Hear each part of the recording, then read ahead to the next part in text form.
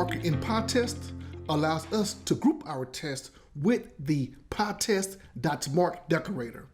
It is a benefit because we can group our tests into a collection so the same type of test scripts can run. For example, we might want to run a collection of smoke tests after each release. Therefore, we're going to implement some decorators to add special marks to the test function. There are some built-in markers, and we can also create our own customized markers. In this session, you will learn how to use marks to run a subset of a test, how to register your own customized markers in the pytest.ini file, and how to mark the whole file in pytest. Now, when it comes to the markers, let's go to the terminal so we can see some of the built-in markers for pytest. We go to the terminal, and the first thing we do is write pytest, 2 hyphens. And after the hyphens, we type markers. And the terminal is going to show us some of these built-in markers. The first built-in marker that we see is filter warnings. Next is skip, followed by skip if. After skip if, we see 𝒆𝒙. Then we see 𝒆𝒙. Then use fixtures. After use fixtures, we see try first and try last. When it comes to filter warnings add the warning filters to the given test. For skip, it skips the given test function. Skip if, it skips the given test if any of the conditions evaluate to true. 𝒆𝒙, it marks the test function as an expected failure. 𝒆𝒙 calls a test function multiple times, passing in different arguments. However, we are going to create our own custom markers. Let's go to the Selenium test script and walk through it. The first step is to enter a name and enter a comment. After entering the comment, we will click the Submit button on this Ajax form page. Let's copy the URL. Then go back to the IDE so we can create our test script. Know what? Before creating the test script, let's go ahead and inspect the elements first. Let's inspect name, and then we will create our test script. When I inspect the name field, we see it has an ID value of title. Let's inspect comment. Comment has an ID value of description. Let's also inspect the Submit button. The Submit button has an ID value of btn-submit. Now let's go to the IDE and add our Python file in this package called demo pytest. Right-click the package, new Python file. The name would be test_markers_group. We create our test script from Selenium by importing WebDriver. After importing from Selenium, importing WebDriver, next we're going to import from Selenium.WebDriver.common.by. Then import the by class. Next, we define the function test_LambdaTest_Ajax_form.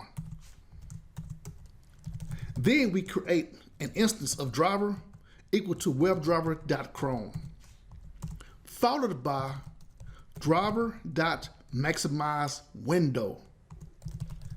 After maximizing the window, let's load the AUT with driver.get. Now that we have loaded the application, we're going to enter information into the name field. First, we find the element, driver.findElement by ID, and the value was title. Let's send some keys. And let's put this on the next line.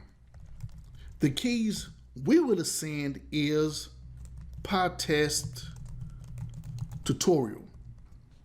After sending the keys for the name field, let's enter information for the comment, driver.findElement by ID. The value was description. Bingo. And we're going to send keys and also place this on the next line. The keys for the comment will be LambdaTest, Selenium Playground. Next, let's click the submit button by writing driver.findElement by ID. The value for the button was btn-submit. The action is click.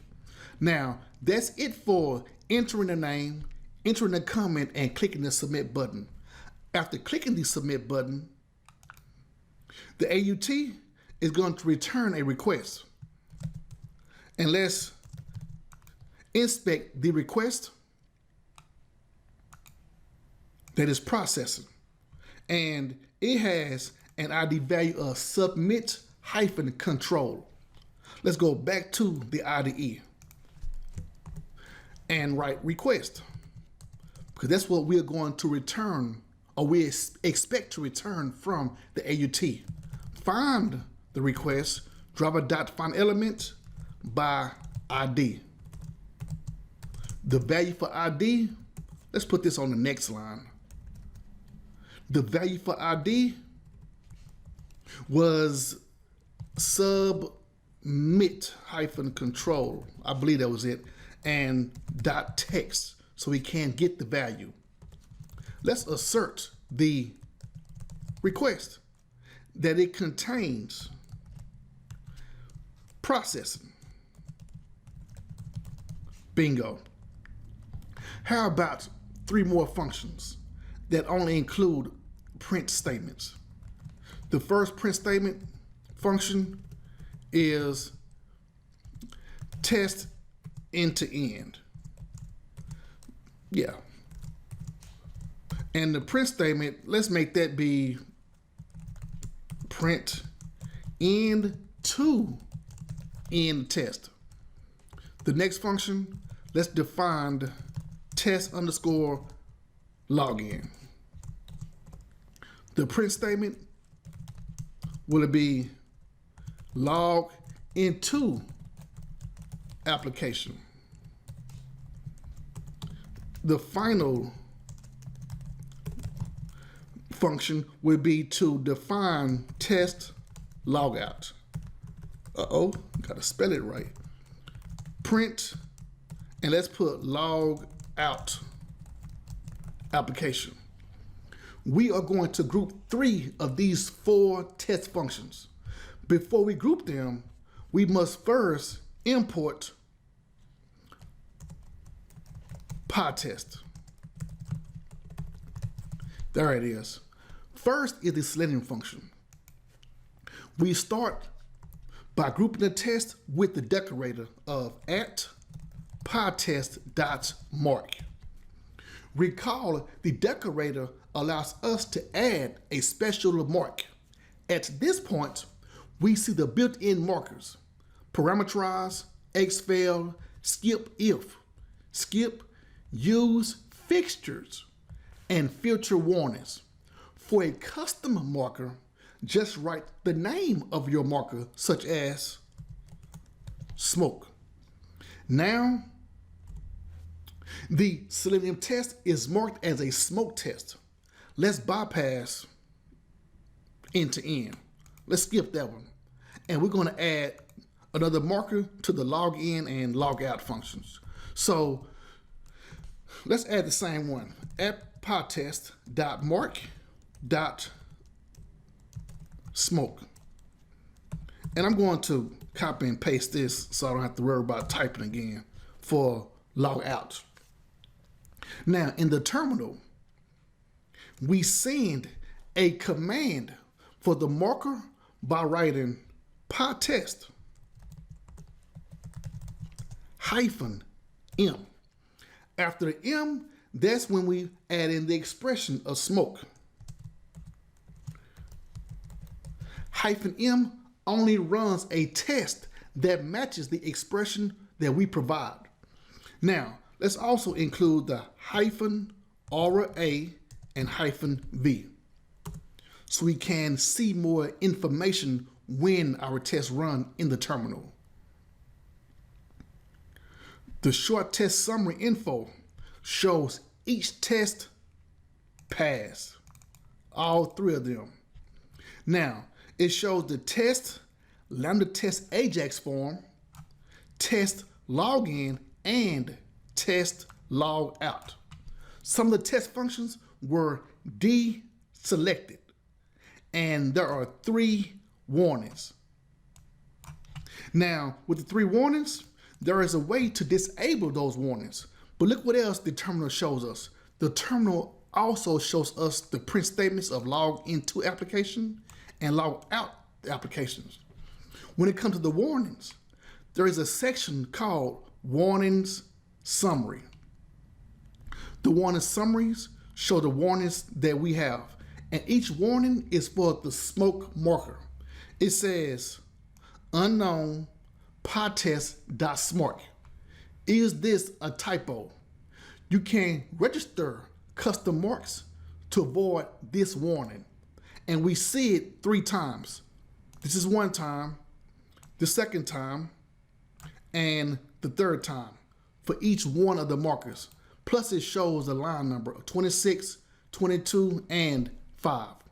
Now, before we register the custom markers, let me show you how to disable the warning so it does not show up. Let's start by creating a new terminal. And I'm going to hit the up arrow key so we can see the same command that we just wrote. And within that command, we'll write 2 hyphens, disable hyphen warnings with an S.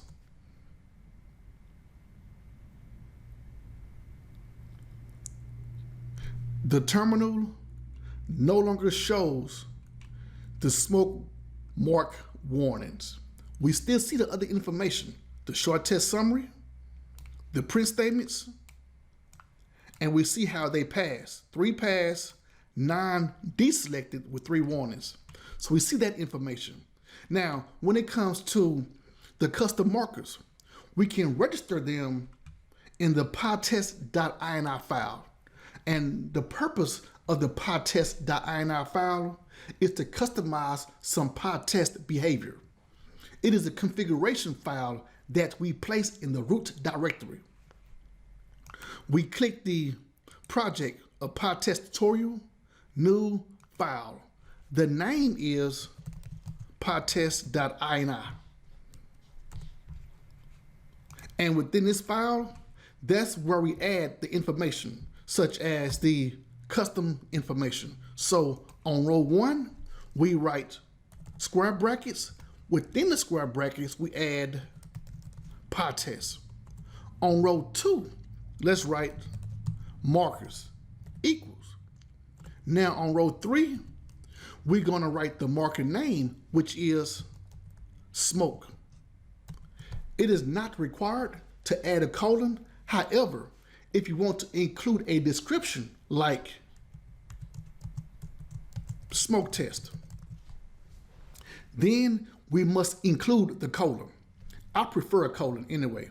How about some more test types like regression, And I'm going to add a description of regression test. We can add sanity and integration. And notice sanity does not have the colon because it's not required.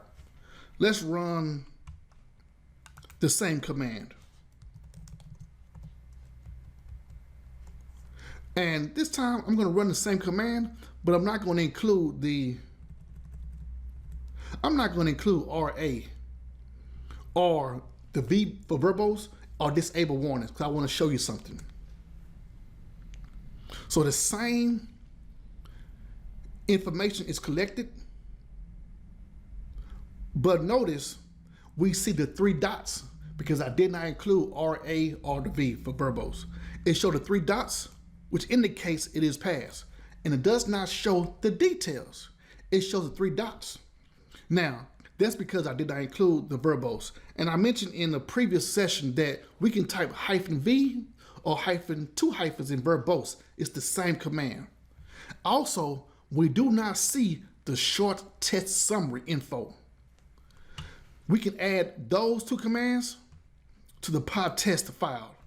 That's why I did not want to add them in that command. To add them to the pytest.ini file, we write add opts equals.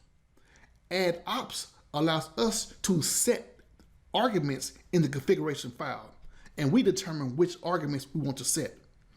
It will be just like we wrote the same commands in our pytest command, and all the configuration values will apply to all test runs. The arguments we will add is -RA and -V. Let's go back to the terminal and run that same command without those arguments.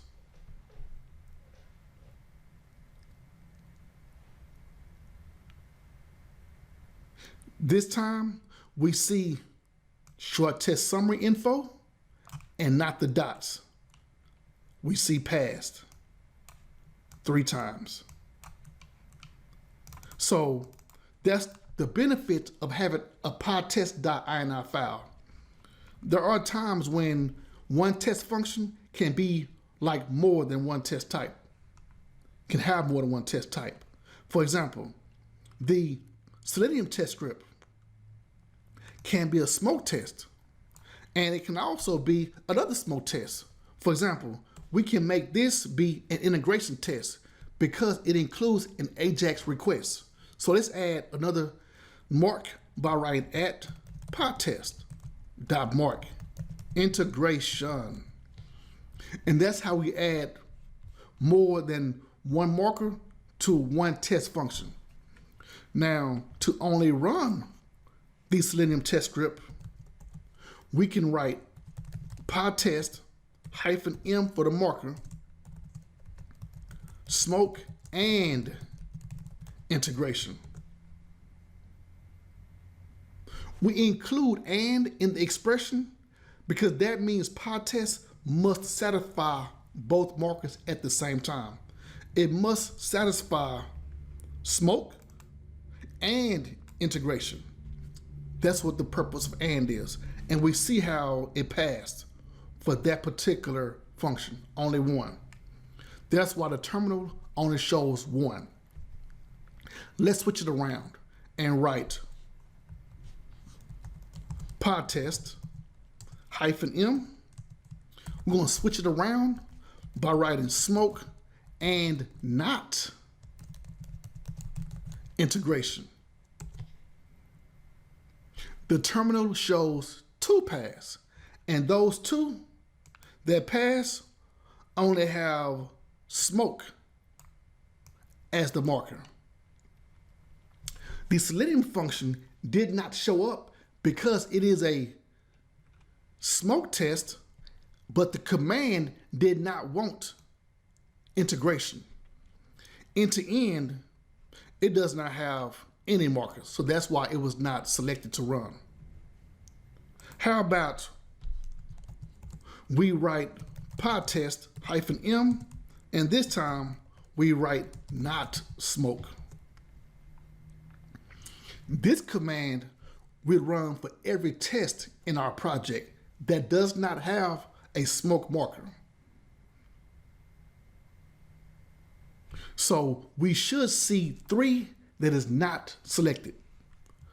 And it will be indicated by saying 3 deselected because only 3 tests include the smoke marker from all of the files.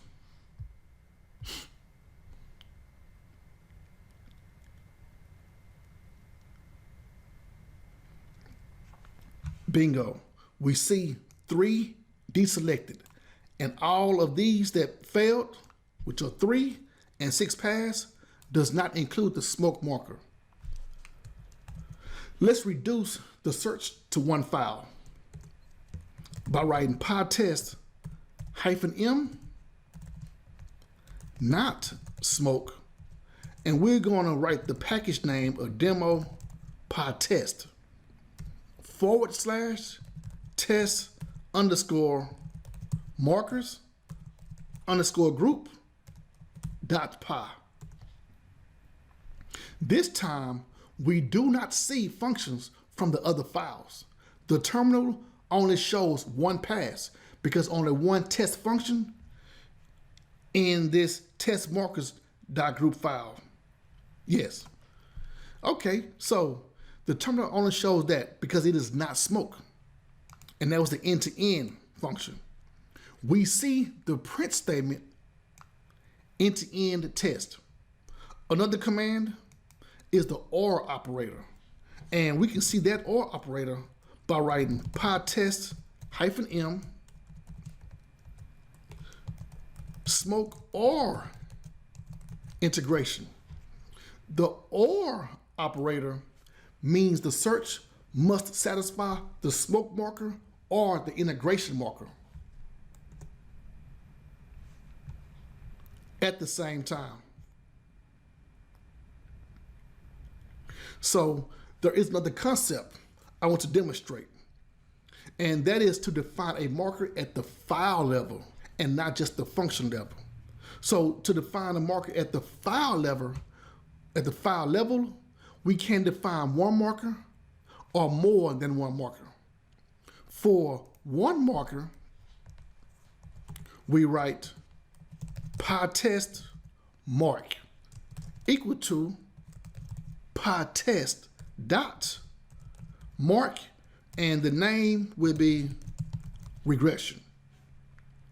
At this point, each test is marked as a regression test in the terminal. Let's write pytest-m regression, then run. And it should show 4 test functions. Yes, it shows 4 test functions and each one of them passed, including the end-to-end test script. If we mark pytest, let's go. If we mark it as pytest-m regression and integration, if we mark it this way, then only the Selenium test is collected. I see 1 selected, and yes, only the Selenium test was collected. Test LambdaTest Ajax form. To define the file with more than 1 marker, we write pytest.mark again, equal to, and the equal to going to have some square brackets with pytest.mark.regression. Use the same one, comma, pytest.mark, and let's name it sanity. I'm going to comment out line 6 because we do not need that one. And go to the terminal. Let's clear it and write pytest-m regression or sanity. And it showed 4 files were selected. Bingo. 4 files were selected and all of them passed. How about one more run? And that can be pytest-m sanity or integration, because I believe the last one was regression. So let's make this here sanity or integration.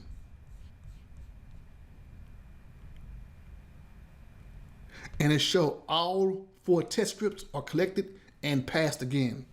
Recall at the beginning of this session, we saw only the built-in markers after writing pytest, 2 hyphens, markers. Now we are going to see the built-in markers and our custom markers. When I scroll up, we see smoke test, regression, sanity, and integration. That's it for grouping our test scripts using markers. Next, we will look at PyTest fixtures with Selenium. If you would like to learn more, then make sure to follow the blogs at www.LambdaTest.com/blog and community.LambdaTest.com. In addition to the blogs, you can earn a certification at www.LambdaTest.com/certifications. Get educated, get recognized.